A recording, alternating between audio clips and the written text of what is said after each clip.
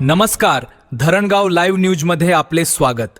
धरणगाव येथे सेवा हक्क दिन मोठ्या उत्साहात साजरा करण्यात आला।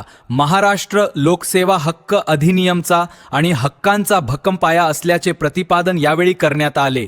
पाहूया याविषयीची सविस्तर बातमी। धरणगाव तहसील कार्यामार्फत आयोजित या कार्यक्रमात उपविभागीय अधिकारी मनीष कुमार गायकवाड मार्गदर्शन केले।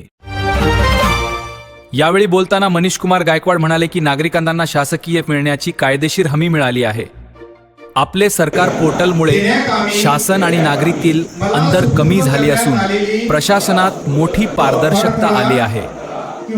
या खास प्रसंगी लोकसेवा हक्क अधिनियमाची प्रभावी अंमलबजावणी करणाऱ्या मान्यवरांच्या हस्ते गौरव करण्यात आला।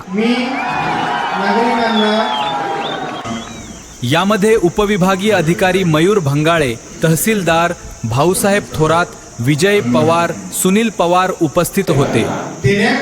तहसीलदार महेंद्र सूर्यवंशी यांनी कामाचा आढावा दिला, तर लक्ष्मण सातपुते यांनी प्रास्ताविक केले।